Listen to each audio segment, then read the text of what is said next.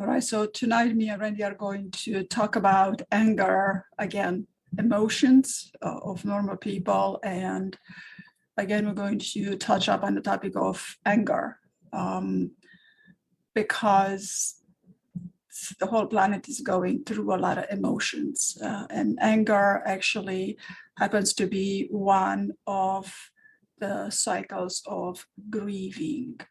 And the whole planet is grieving something. And we've been grieving a lot for the past couple of years. And a bit too much violence is been happening in this country for the past couple of years. And it is exhausting. It is exhausting, and people are sad, people have anxieties, people get angry over that. And the main message of tonight is I'd like people to understand that anger is a normal human emotion. But expressing that anger, it's not normal to throw your anger on someone. Now, there are situations where we snap in anger or frustration. Frustration and anger, that's a bit of difference between frustration and anger. But to take your anger out on someone and to destroy life, that's not right. Even animals don't do that. Animals, they only hunt when they're hungry, right? So throwing your anger at someone and taking a life, and it's not just taking a life because that's quite extreme, although we've had a lot of this happening lately. Expressing your anger, snapping like that, it's not to your advantage, and it damages the relationship. And when you snap in anger like that, it disengages, you disconnect from the part of your brain that makes the rational decisions. That's why some people call other people being emotional, because when you're emotional, you're not in tune with that a part of your brain that makes rational decisions. And the truth of the matter is that it only takes a second or two to cause damage, to cause pain, right? So we're humans, we're evolved.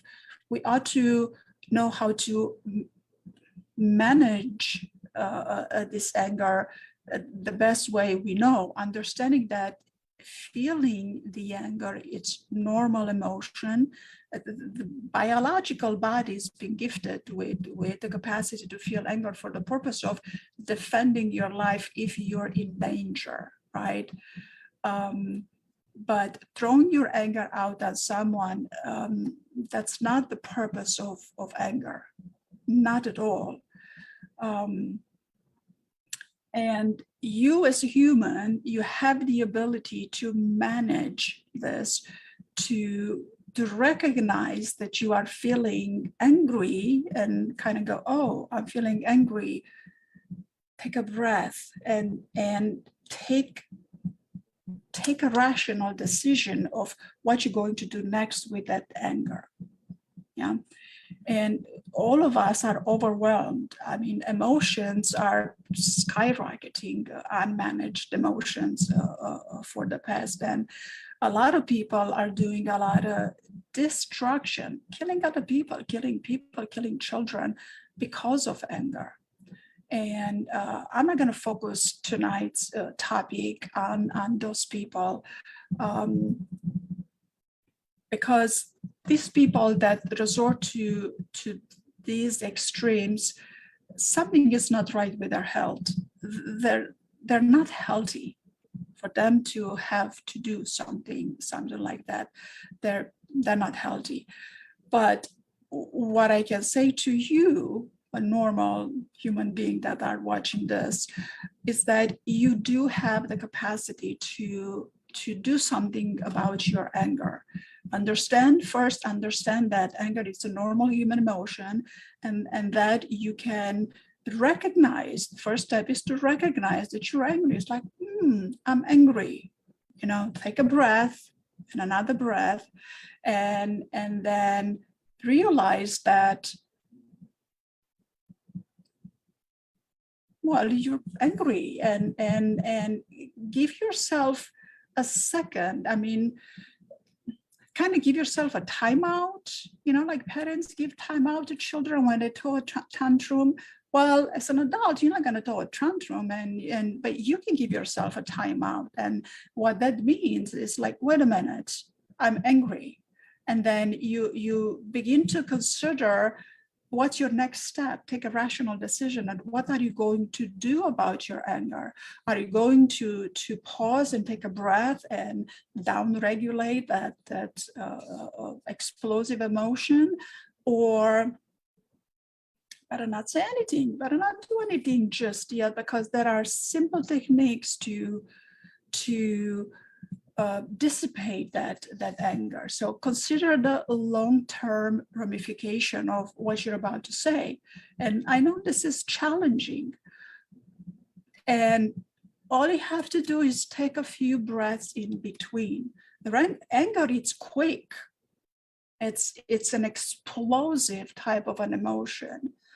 And once you understand that, then consciously take a few breaths, and by those 2 or 3 seconds of an additional 2, 3, 4 breaths, you are giving your brain a chance to figure out a more appropriate response.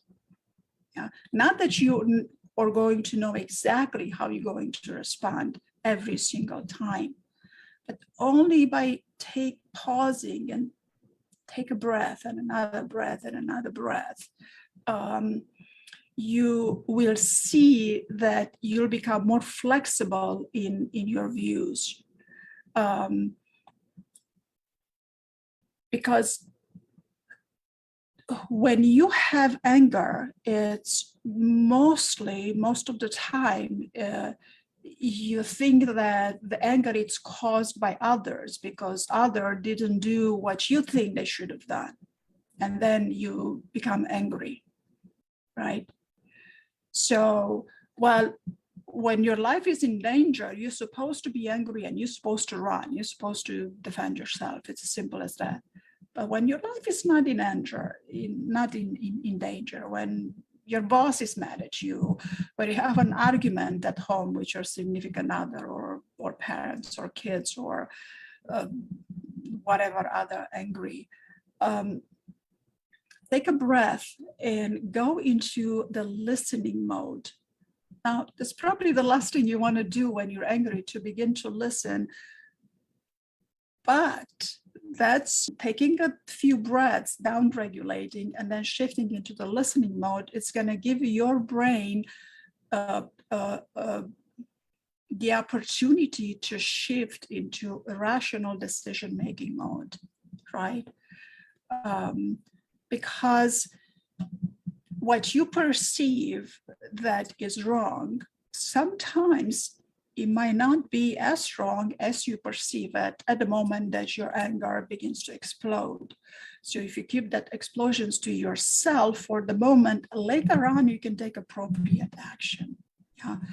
There is a difference between allowing yourself to feel the anger and then expressing the anger, throwing your anger at someone. And most of the time, when you feel the anger and you allow yourself to feel the anger, if it's, well, if you're at work with your boss, I don't know if you can do that. But other than that, if you can say, I'm feeling anger, I need a moment, and walk away and then come down, that's going to be the best response. But not throwing your anger on someone. I said, not saying, well, you said this and you did this and then you made me angry. Nah, we all feel anger and it's normal to feel anger. Again, do not throw your anger on someone, right? Because there are ways that you can learn to share your thoughts and your feelings in a calm manner. If say, I'm feeling angry, I need a moment or two. And if the other person keeps on talking and talking and talking, let them do what they need to do. You do what you need to do. I'm feeling anger. I'm feeling angry. I need a moment.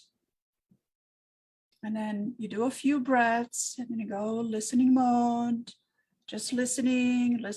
I'm feeling the anger. I'm feeling it. I'm not throwing it at anybody. It will make such a difference in your life, right? Because not throwing your anger on other people and not hurting other people, we know that's a no-no. Yeah, that's the wrong thing to do. But feeling the anger, it's all right to feel it. But then don't get angry because you feel the anger. So it is complex. I mean, we're not going to solve the anger in tonight's podcast. I'm not expecting that. And if you're expecting that, might as well click next or escape or turn off your device, because we're not solving the world's problem of anger. But also when we are triggering anger, that goes very deep into our beliefs and values. Yeah, what we believe to be true and what we value, right? So understanding that other people have different beliefs and different values is always going to help you greatly. Yeah, and any difference in values and beliefs and any difference of opinions, well, we're supposed to have different opinions because we're different people. If everybody would have the same opinion, things would be very, very boring. And I think boredom is dangerous, right? Because a lot of people, because they're bored, then end up doing a lot of destructive things. So everybody's allowed to have their opinion. Well, not to throw their anger on you, and you can communicate nicely. Please don't throw your anger at me, on me. Let's talk about it. You feel angry, I feel angry. What does it feel like when we feel angry? And you divert, and then all of a sudden you might just have a fruitful conversation. It's like, oh, this is what I'm feeling when I'm angry. This part of the body, and then this part, and it goes to my whatever part of your body goes. And then the other person can say, well, this is what I'm feeling when I'm angry. It goes to this part of the body and that part of the body. And hopefully you can laugh at it a little bit, and diffuse the situation. The smile or laughter will diffuse the anger very quickly. And you want to do that. Because in the short amount of time you've accomplished so many things. You allowed yourself to feel the anger. You acknowledge that other people's beliefs and values are different than yours. You allow the other people to have their own opinion. You shift into the listening mode. You might even just say, I'm feeling angry, I need a moment. And then you go have a moment and do your breathing techniques. Just breathe down, right? Breathe, because breathing takes you right into the present moment. And anger takes you in a future. Yeah, anger takes you in the future, like something was done wrong, right? So breathe, come back into the present moment, into your body. Yeah, you're not harmed unless you're in physical danger, and then you run, you exercise your anger, and then continue. Because to have anger do the damage that it's been doing lately,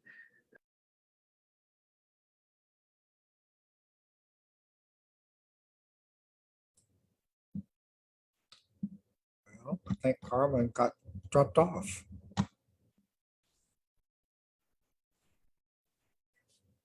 Looks like it. She is. She's coming back.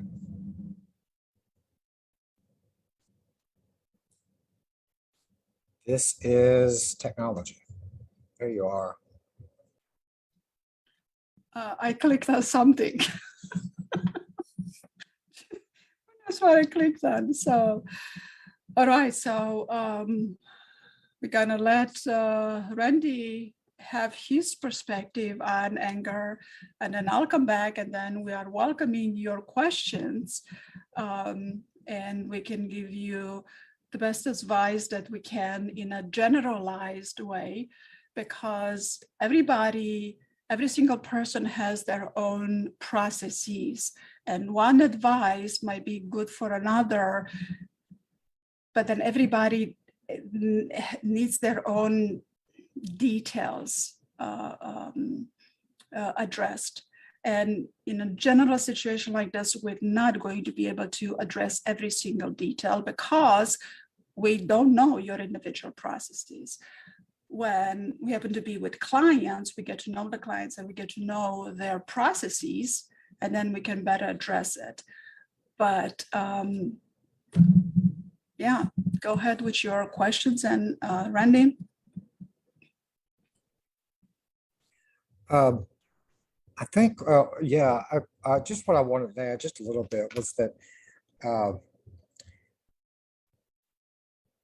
anger probably is one of the most seductive emotions we have.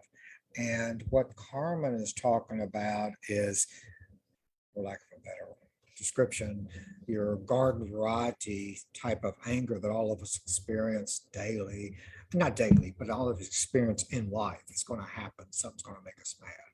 There's just absolutely no way to avoid it. And the trick is to not let anger become the owner of your emotions, basically. These people, and I am not making any diagnosis, I'm not making any recommendations. I obviously do not know these troubled people that have done these horrible killings. So I am not making any kind of suggestion about their mental health or no mental health or the diagnosis at all. This is just generally speaking. What seems to happen, and Carmen's probably more aware about this than I, but is that people, one of the things that seems to be a common trait is these things are planned out for days and weeks and weeks. I was reading that this shooter in Chicago, in the suburb of Chicago, he planned this attack for weeks. It was not something that he just got into a fight with somebody about, decided to go kill some people. He planned it for weeks. Well, what that tells me, without diagnosing them, but without knowing, and that's the way it is with all the other shooters. They plan for weeks. They post things for sometimes for years on social media. He has for a couple of years, and all the other ones have too. They always post horrible clues. They are basically in a trance. They're in a long-term, overwhelming trance that only hears from anger, that only looks at anger, that only reads angry things, that only reads and listens to things that makes them angry. It feeds this beast over and over and over. It takes over their emotions. That's a trance. That's not being able to control what their emotions are. They get out of control. Well, I take that back. That's not a trance, but they're in a trance-like state in the sense that they are hyper-focused on one thing, and that is how pissed off they are or how they've been done bad or something, whatever it is for them individually. But that intense focus creates a long-term trance that goes on for maybe months or years. So one of the ways that we stay out of getting into that kind of trance is to do exactly what, in my opinion, to do exactly what Carmen was saying, which was look at positives, look at the beast is there. We all get angry, of course, but we can avoid feeding that monster by just what Carmen said, taking some breaths, taming it down, and then also doing some other self-hypnosis that's very casual in the sense that there's more to life than just being pissed off about something or somebody that somebody's doing. If I want to find out things that are going to make me mad, it would take me about 5-10 minutes on the internet and I'd be rageful. But I can also look, and or on TV even, I can also look at things that have gone well, blessings that I see, people trying to help other people, like Carmen, people that I know respond in crises, and see this part of human nature that's there. That puts water on that fire, puts water on that fire that anger creates. The people that feed that anger over and over and over are the ones that get into major trouble. You agree, Carmen? Yes, I definitely agree with this.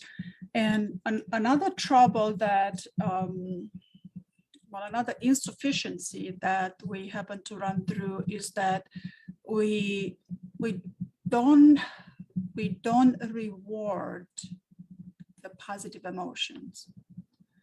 And what's the definition of reward? When we get angry over something we don't like, or we think something is wrong or whatever, we reward that by the sheer fact of getting angry at something. We are rewarding that something, right? By criticizing something, we are rewarding that something. And we don't have a habit, a lot of us, well, I do, but a lot of people don't have a habit of rewarding the positive emotions. We're just so focused on the negative, as Randy said. And we need to become conscious of it and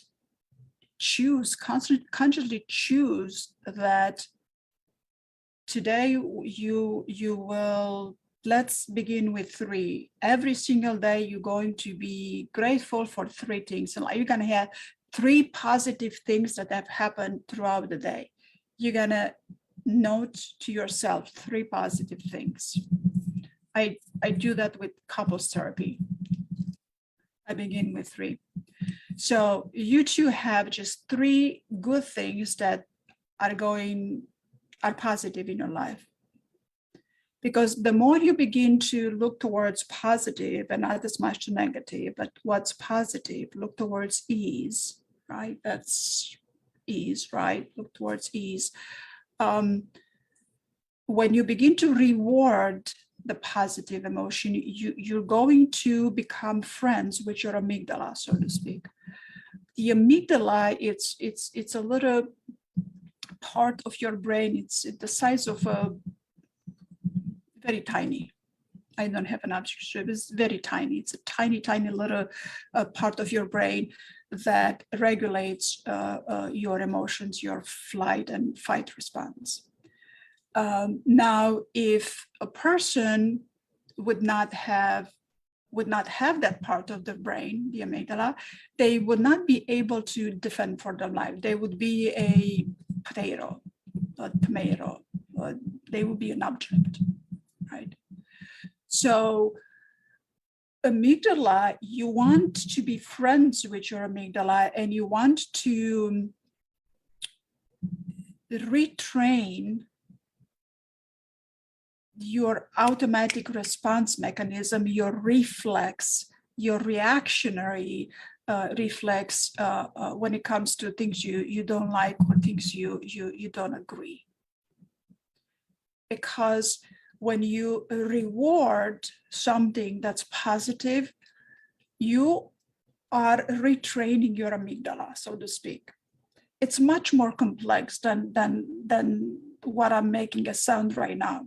But in simple terms, by rewarding all of the positives, you are going to retrain your amygdala, right? And I'm not talking to scientists because it's much more complex than that, right? So think of it, this reward, this new behavior, think of it as an app that you have on your phone. You download the app and you have a bunch of apps on your phone, and then you go use the app or don't use the app, right? So you download this app that says, oh, I'm going to reward the positives. And then you say, well, what are the positive emotions? Happy. That's about it. Well, there's more emotions than positive and than happy. And even happy has a gradient in between from 0 to 100. And you don't have to be at 100 to be happy. You can be at 20 to be happy. You can be at 2 to be happy. You don't have to be at 100% happy all the time. I don't think we can be 100% happy all the time, right? But something is not right if we're 100% happy. People doing drugs for that, right? So, but besides happy, we have joy, we have gratitude, enthusiasm, amusement, interest, hope, gratitude, a lot of gratitude. So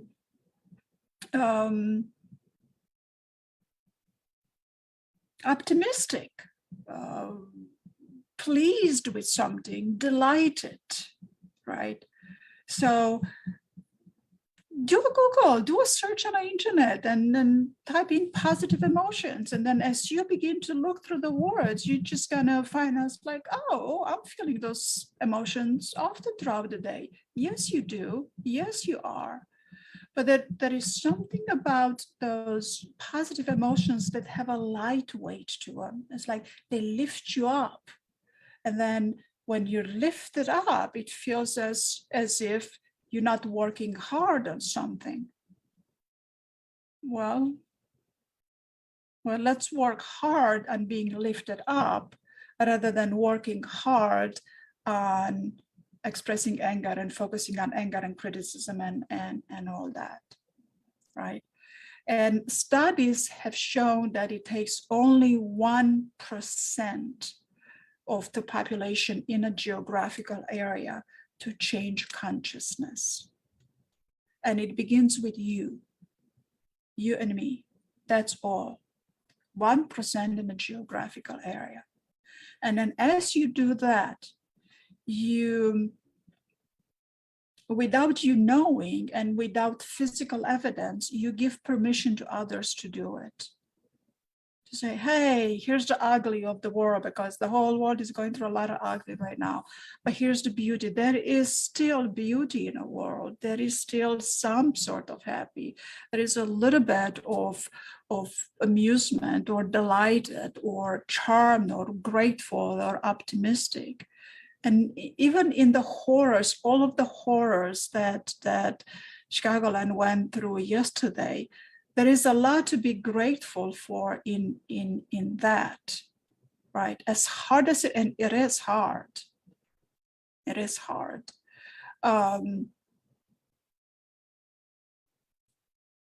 Reward positive emotions. And this is not going to happen overnight. And you're going to forget to do it. And you're going to go back to your default and going to criticism, going to anger and throwing your anger on someone. No dumping your anger on other people unless they're hurting you, unless you have to, your life is in danger. Yeah. But even in that, you fend for your life. You don't go attack someone. That's we're not going to solve the world's anger in tonight's podcast. But what I want you to take out of this for tonight, anger, it's a normal emotion of normal people. It's okay to feel anger. It's not okay to express it. Not everything that you feel gets to be expressed and thrown on others. it doesn't work like that. Humanity it just doesn't work like that. And there are people that do it, and they hurt other people and they kill people and they get thrown in jail, and there is a justice system to take care of that. And in addition to that, you can pray for that. But I want you to become that 1% of population in your geographical area that has positive prayers, that looks for the positive in today's world. There's just so much negatives going on lately. One too many, if you ask me. That it's a bit too many, especially in this country. But find something that's positive and make a habit out of that, and allow that to reprogram your meta programs, your subconscious reactionary responses. Randy? And I would just add to that too, is that just be aware, have some mindfulness that media, and not just social media, but television, movies, perhaps internet too, thrive on drama. That's what creates viewers. That goes back to Shakespeare. I mean, it goes back to Homer, I guess, the Iliad. That's the fundamental drive of literature is drama and conflict.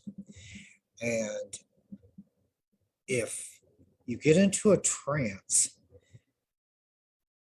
you can get into a trance by getting absorbed in that, thinking that that's the way life is, that it's either a full-blown conflict where people turn over tables, scream and yell, and act like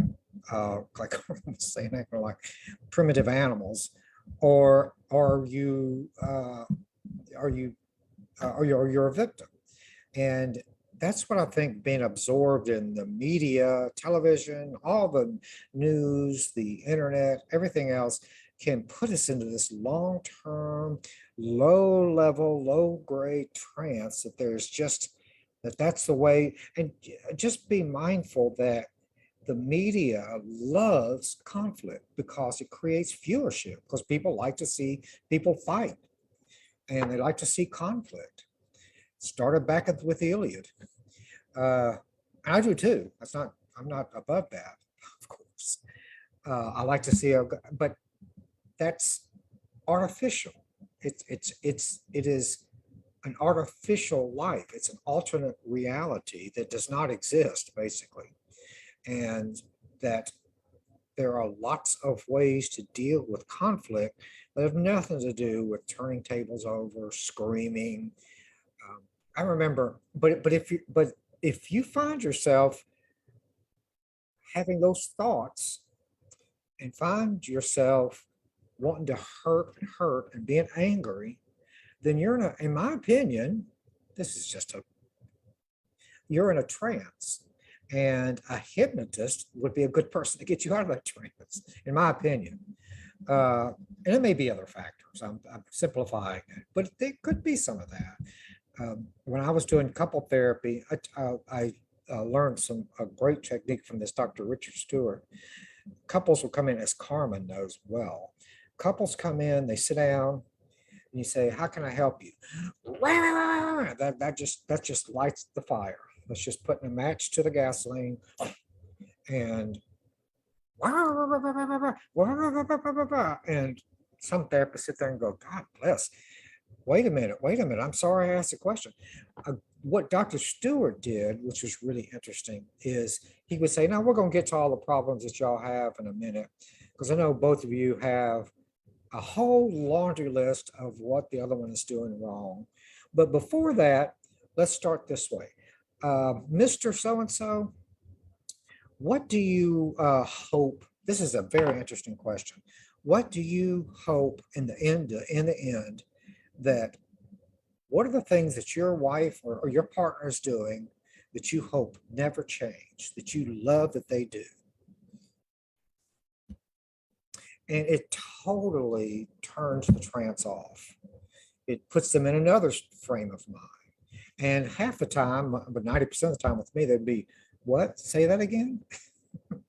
Would be like, well, I haven't ever thought of that. And they haven't. So my point about that is that those feelings can become a sort of reality that's not reality, if that makes sense. It seems, and I read the internet just like everyone else. I read through Facebook sometimes, frequently. And it takes about, I don't know, Carmen, how many you have. Somebody will make a comment. Somebody will say, I finally figured out what was wrong with my, what was wrong with my bicycle. And there'll be two comments. I'll see this constantly. There'll be two comments, great, wonderful. And then it starts. Well, you wouldn't have had this problem if, well, I would never do that. Well, other people do it this way. I did it this way. That you should purchase this because that's going to keep that from happening. You should. I wouldn't have ever done that. How stupid are you? It's about 2 or 3 sentences, and boy, you just get you read a lot of that, and it sinks in subconsciously. It really does. It sinks to your subconscious, and all of a sudden you're angry, and I'm not even sure why. That's why doing what Carmen suggests and what every hypnotist who's worth their salt would say is put some positive things in your subconscious too. Look, not just go out and say, oh, how beautiful the world is, but you can look for beauty. What I do on Facebook is I have 3 or 4 places, 3 or 4 feeds of art that they share every day. So I get at least 4, 5, 6 postings of art that's modern.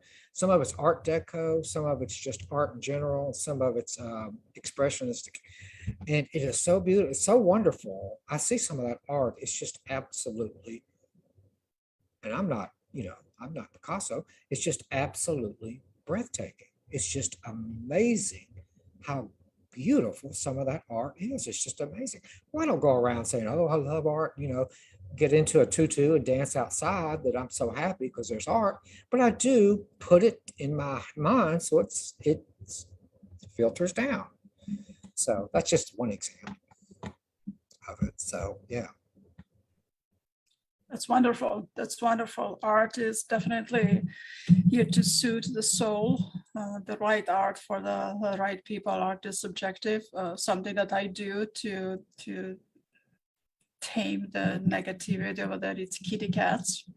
And I've learned that the algorithm, if I click on something other than kitty cats, the algorithm will bring me something other than kitty cats, then I don't click on it. So kitty cats, they relax me. Even though I have 2 of them at home, they still relax me. But another very important part of this, a lot of negativity and anger and emotional reaction. There are people that are not well. There are people that are manipulative. There are people that push your buttons and so many, I don't even want to say all of the negatives. But what has happened lately, and especially so much more so since the pandemic, is this what I like to call the fame virus. Becoming famous, it has become a thought-filling virus. It's almost a trance. Like social media begins to count and give you all kinds of numbers. How many people liked it? How many people didn't like it? How many followers? How many viewers? How many this? And then since competition, it's an innate attribute of a human being, of an animal and a human being, then people go about it acquiring more of these numbers to feel good about themselves. That has posed a big danger in a society to a lot of people, because a lot of these people that have picked up a gun and went out there and shot people,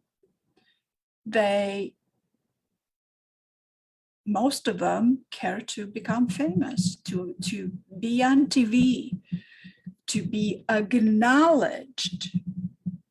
But regardless of how they get famous, of how they get acknowledged and all that. And that is a sad reality of the lives that we're living nowadays. So acknowledgement, it's very important, and it's very important to acknowledge the other person, not liking or disliking. So we go like and don't like us, we're going to argue forever, you know. Or the Democrats are saying it wrong, and the Republicans are saying it wrong, and who's saying it right and who's right. That's always going to be an argument, and it's always going to be a lot of heated emotions in there. And sometimes you can do that for fun, and you can have some entertainment, but there is a quota of how much of that to do. So look up some art, look up some kitty cats, take some people off your list, put some people on your list. As simple as that, because the reality is that try to live without social media. Well, you kind of want social media to keep in touch with your family. I mean, this is how I started having social media, to keep in touch with my family back in Romania. And if I don't have that, then I don't know how they're doing. And recently, somebody in the family just baptized their little daughter. So it's a way for me to participate from the distance, of course, in what's happening, and keep track with all of them, because there are a lot of them in my family, right? But being driven by fame, being driven by the number of followers, and even thinking that those people that have the most followers are doing it right, I don't know about that, because right is relative. Is it right for you? What is it that you need to do? And can you do that without 1 million followers? Of course you can. Of course you can. I mean, I don't even have 1 million followers. I'm doing what I have my gifts to give, and I don't even care about my name being displayed all over places. I care about my message being displayed, creating ease, create ease. But when I came out with this phrase many years ago, people were barely using the word ease. A lot of them didn't even know what ease was. They thought ease was easy. What? No, ease, it's a verb, it's an adverb, right? So everybody in life, what we look for is ease. Well, in many different formats: happiness, joy, laughter, gratitude, inclusion, being loved, being respected, being appreciated, being accepted, forgiveness. Yeah, it's a different form of ease. So we're all, that's what we're looking for. And even these people that are angry and they explode in their anger, they're doing that because they want to attain ease. So ease, it's very important, and ease and easy are not the same. Creating ease, attaining ease takes a little bit of an effort. Takes a little bit of an effort, takes a little bit of training and retraining. And I have those practices that I have, like the 5 standard practices, and I have 2 formulas for that. I've been running them around for a long time. And although it may seem like, oh, I've heard of it, oh, that's simple. Well, simple is significant. Simple is significant. If all we do all day is respect, nothing else but respect, then we have a good life. If all we do is respect, because when we begin to disrespect and when others disrespect us, this is when trouble begins. This is when pain begins. This is where a lot of heated, explosive emotion come about. So simple is significant. And if other people have a different opinion and I say, oh, that's what you do? Oh, you're looking at art over the internet? Well, yeah, it makes me happy. What do you do? Well, I go argue with people. Does it make you happy? Oh, it gets me excited. Do you get excited over the beauty and the positive of life? Like, yeah, let's go do something positive. Let's help build. Or do you get excited over when you see the destruction? Because it's true that the media, a lot of movies, they use anger in a form of movie, and they make lots of money out of it.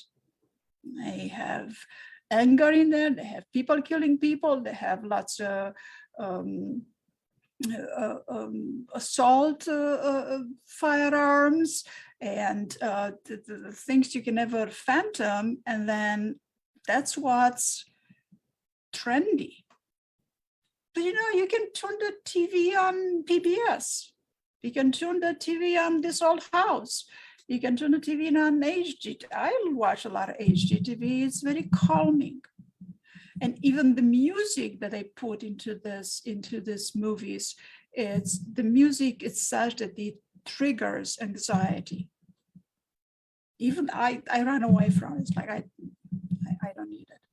There is so much heavy, there is so much suffering and ugliness and bickering and we still have wars going on nowadays.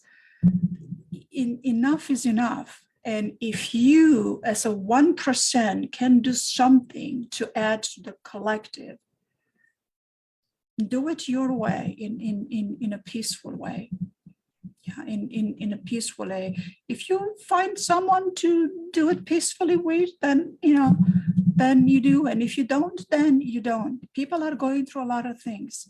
People are grieving lately. There's a lot of grieving going on lately. And we don't grieve only the loss of a loved one. We're grieving lots of things, especially with pandemic. We're grieving a way of life. We're grieving things we've lost, and we're grieving that there's so much adapting that we have to do into the current life, into the current. So many changes that are happening. The laws are changing. We're grieving the old way. There's the woman, they had freedom and the freedom was taken away because the law was passed. I mean, it is a lot going on. But consciousness has evolved, and I keep talking about it, and I can be a broken radio on a broken record on it. The evolution of consciousness, it's very, very real. And although what we see at the surface, it looks like a mess and like a chaos, there's things that are happening underneath that are propelling humanity towards the better, that it's on its way. And I've been wanting to do this webinar for a long time. This is going to be a many-hour webinar on the evolution of consciousness. There is a model that has waves of creation, waves of consciousness, and 9 different waves and 9 different. It's a mathematical model that once understood, once presented, once understood, you have the capacity to tie it in and to view the current events as like, I see. Because the old way of imperialism, the old way of power and suppression and domination of my way is the highway, I'm the boss, you're nobody, or the slavery and other things, that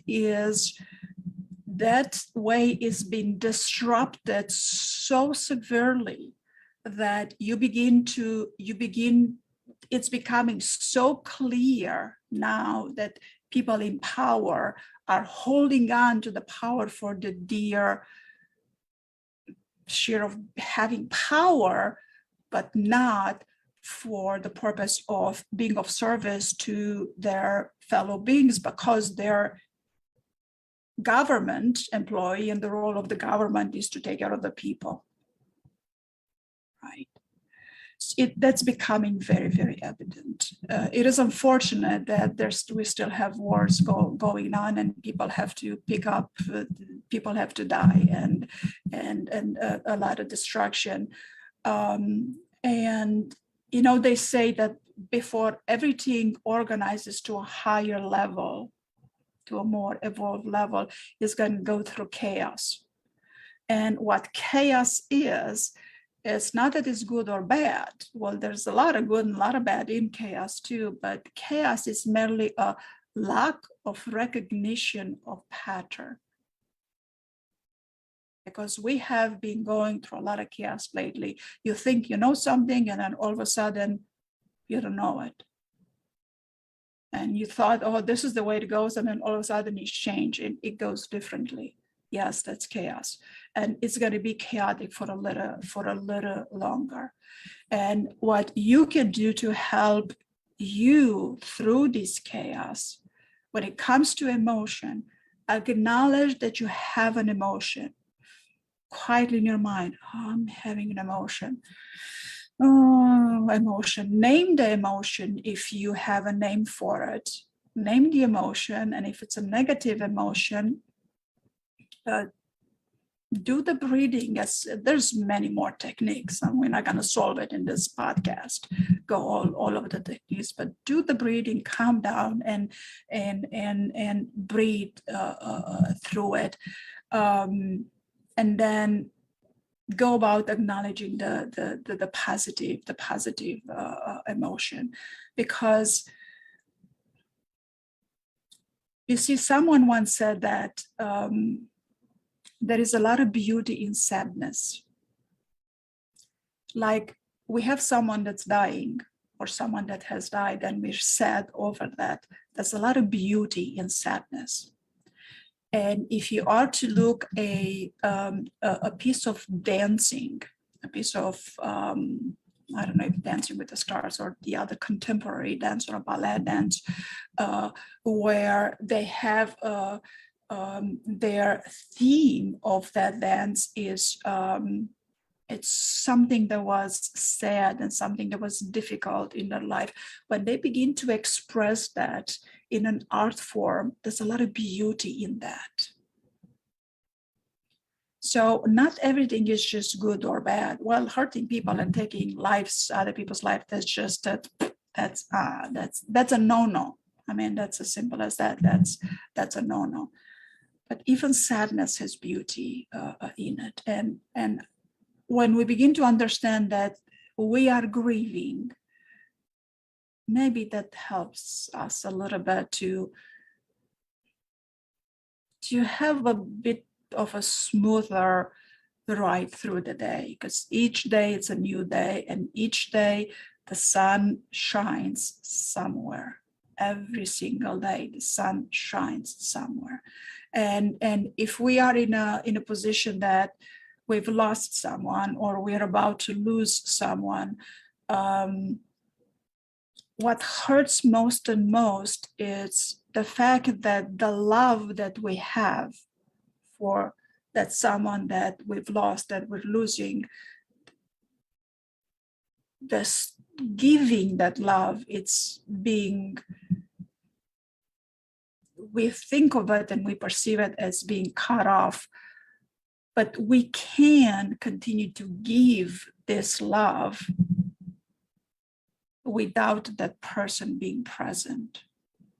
Now, I may take a little bit of training to do on that, and meditation and other spiritual practices to understand, to be able to do this, but it's doable. So you don't have to go through a whole lot of training, but you can kind of go like, oh, so I can continue to love that person even if they're not here? Yes. So you're going to have love and sadness all at the same time. And that's how it goes. It's not one or another, unless you take someone's life. So no, we don't take other people's lives. We're not animals. I mean, we are, but we're evolved. We're evolved animals. Now we use computers. We have algorithms. We're civilized. So what we can do for everybody else that's in pain and they have this need to destroy life, we can pray, meditate, whatever your form of conscious contribution to that 1% is, that's going to be your form. Now, getting together at healing circles physically in groups now, it's a bit more complicated nowadays. You can do it over Zoom. You can do it like right now live. You can do that, and there are other ways to do it. But even doing it in the privacy of your home, in the privacy of just you with you, you can still do it, and it counts. It counts. Send love, send gratitude, send something. Like with this young man that shot a lot of people in Highland Park yesterday.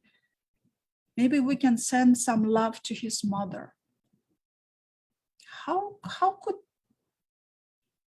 What is that mother going through? As much anger and hate we have for him that he's done the unspeakable. His mother, that she raised him, she didn't raise him to do this, no way. So there is a little, in every situation, there is a little bit of something where we can send peace, love, good thoughts, right? Or have an intention that may God bless them, may God help them, if you believe in God. Some people don't. It doesn't matter. Good thoughts turn into good deeds. So as long as you have good thoughts, I'm happy to have you with me as long as you have good thoughts.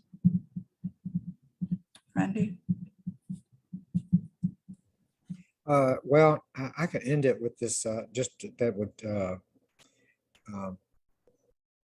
add to that with the story. It's a true story. You can Google it.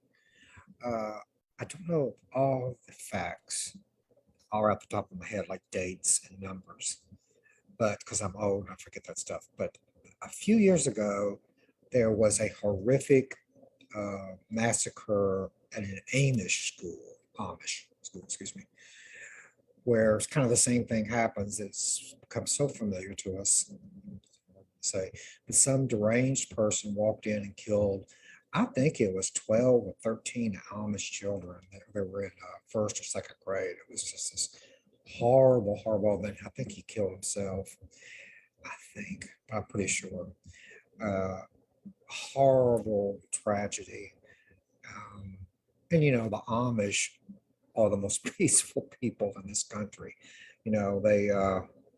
They keep to themselves. I don't know a lot about the Amish, but I know a little, just in terms of they keep to themselves. They believe in peace. They believe in love. They're Christians, a Christian sect, but I think they just practice things that I think most people would say were moral and add to the cosmic consciousness of positivity greatly. And what happened after that that horrific incident? The next day, before the children were buried, before the coffins were even picked out, the next day, and they probably don't pick out coffins, they probably bury them. Anyway, the very next day, the parents and this is on the internet, you can look it up, you can research it. The parents of the children who were massacred, killed, made food to bring to the parents and the family of the perpetrator, because they thought just exactly what you were saying, Carmen. They thought they were suffering more than them because they had their faith, they had their beliefs, they had their God, I guess, uh, and they weren't sure about this other family. And it's if you ever want to know what is the purpose of some of this evil, this isn't the purpose of it, but it is something that happens as a result. It's a very inspirational. And when you read that, when I've read it, it's like these are people that experience the worst loss a person can experience. And their first instinct was not to go and start massacring other people or to go and hunt somebody down and kill them. It was to forgive and to give back. And from that thought, I think to myself, what do I need to do to add a little bit to this world? If they can do that, then I could do something.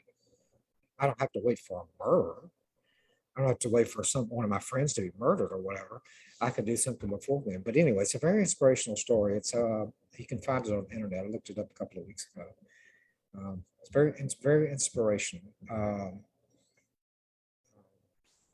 Yeah. It's a good story. Yeah. It's a very good story.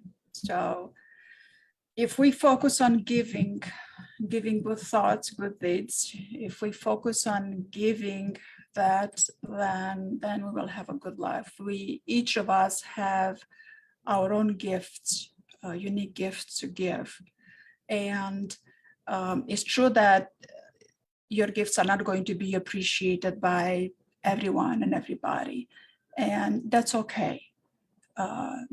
As long as your gift is here to uplift humanity, go ahead and give your gift in the best way you can. As long as your gift is to pro-life, no, I don't want to get into politics, pro-life, pro-choice, and all that. It promotes life and it doesn't, there's life and there's choices and all that. Go ahead and give your gift the best you can, and waiting for someone to appreciate it, it's a waste of time. That time and the thought that you have to give your gift to someone will be taken away or will be reduced if you worry about whether someone appreciates or not. When you do good. When you help someone. When you don't impose on someone's free will. We talked about free will last time. When you are there to help for the better, to guide, not to give orders and my order the highway, right? Unless it becomes a legal issue. When you do that. So give your gift. Give your gift that which you came here to do, and enjoy doing it the best you can, and forget about followers and numbers and people that appreciate it, don't appreciate it, because that can be stressful. So emotions belong to normal people and civilized people. They know how to manage their emotions. So acknowledge your emotion, feel your emotion. Don't throw it on someone. See, even happiness, even when we're very, very, very happy and excited about someone, even expressing that towards someone, it can be troublesome if somebody is experiencing loss in that moment. If somebody is going through and sorting some of their difficulties and they need that time to process all of that. If someone comes to all of that, happy, as loud as anger, very happy, you might disrupt them. So even happiness and positivity have its place. So if you're happy and all positive and someone needs to go through something and they're not